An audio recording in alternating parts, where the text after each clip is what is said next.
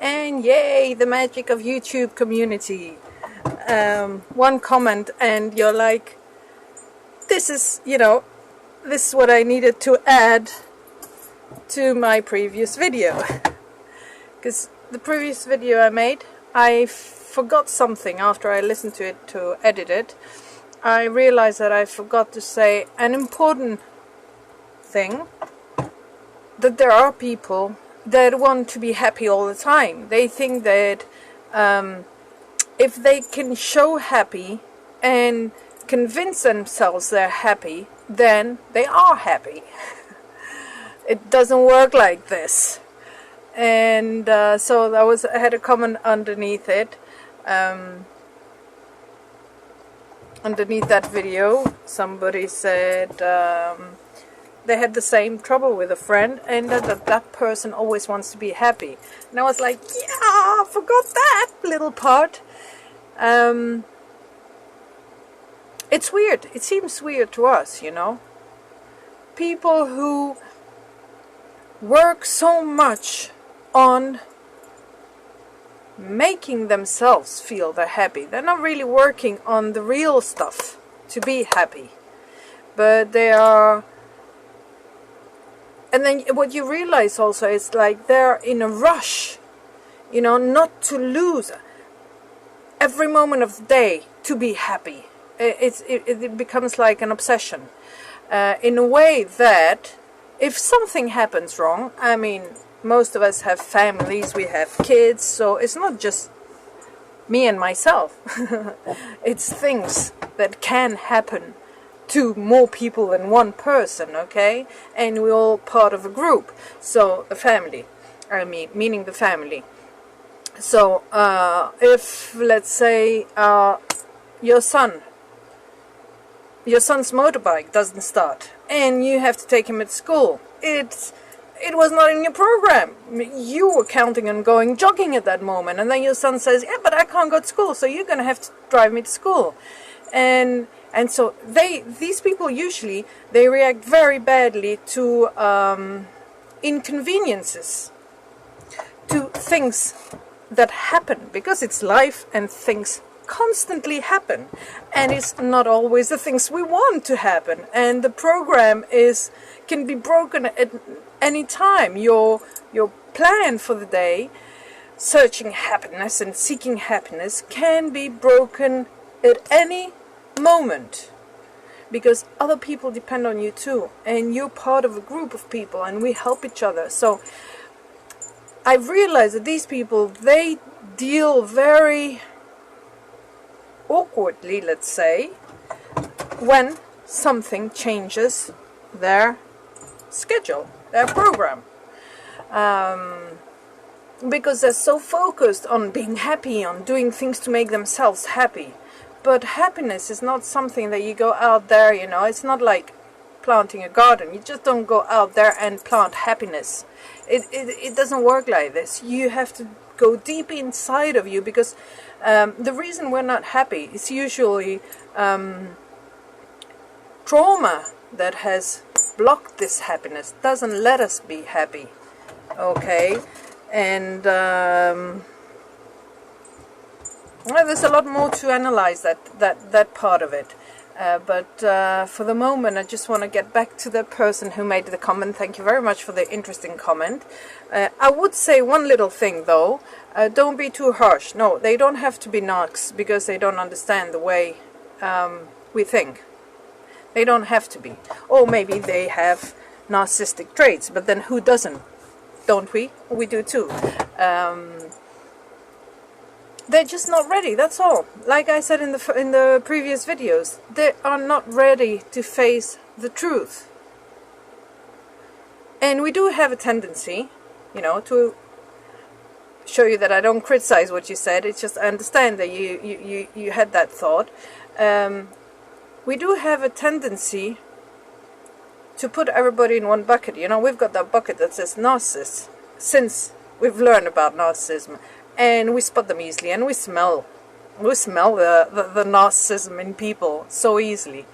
And we do have that tendency of putting them all in the bucket.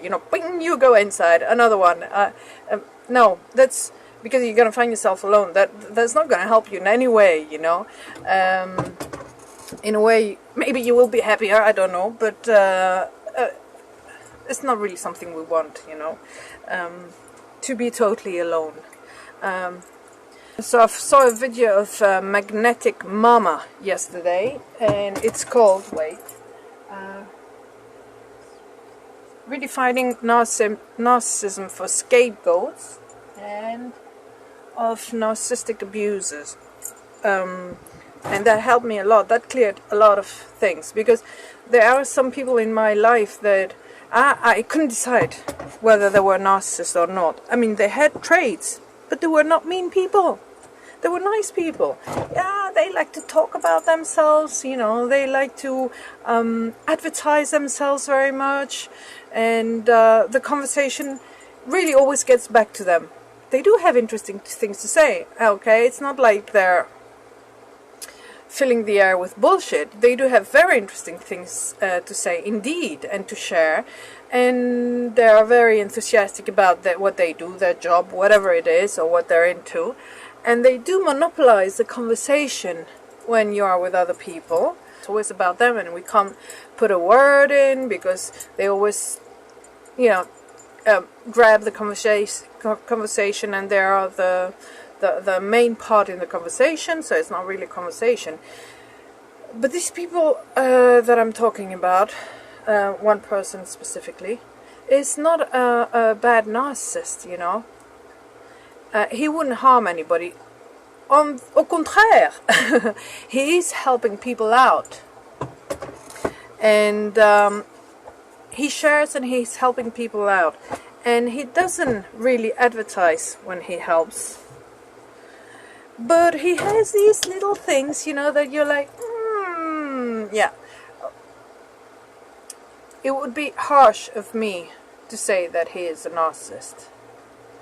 So that video of Magnetic Mama helped me to, and I find it quite logical, okay? There is narcissism, there is the evil narcissistic person, and there is the person that can make the most of it, his or her narcissism, and can be helpful to other people. I mean, the worst thing that can happen is you might find them boring, or you might get enough because you want to speak yourself, you want to say something yourself, and then you just leave the conversation. But you do never get to the point to hate these people, because they're not hateable, okay? They're not mean to anybody, they're not hurting anybody. So yeah, so I've learned to also control that feeling of putting everybody in the bucket, because I was in the past year I've been doing that. I mean, whatever somebody tells me about her mother, oh, my mother is jealous of me, or when I was young she was jealous of my boyfriends, every relationship I had she was jealous, and I was like, she's a narcissist, you know. Somebody else might tell me that my mother always put me down, she's a narcissist. I was really fast at labeling people narcissists, but it's not always that. You have to ask a few more questions. You have to test them. Actually. It's easy to test a narcissist. You just, you know, just don't agree with them in something, and don't that person I'm talking about, for example, that I gave as an example, is not going to get angry and stop talking to you and attack you if you don't agree with him. But his ego does take a little slapping, and you can see that he's hurt. So he goes like a puppy, you know, he closes in and he stops talking, and he kind of goes on doing something else, you know, tries and avoids you in a way.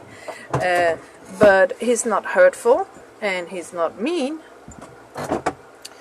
So again, that was another little red flag that I thought, yeah, okay, you can joke about everybody, but you don't take a joke very easily, mate. You know, it doesn't mean you're a narcissist, though.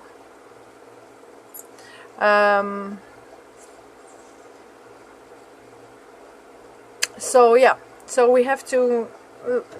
It's not helpful to call everybody narcissist just because they don't they don't think like us, or they don't see the big picture, or they don't want to see the big picture. They just don't want to for their own reasons, you know. And we have to kind of respect that. I respect that. So that's it. Thank you for the comment. I love comments.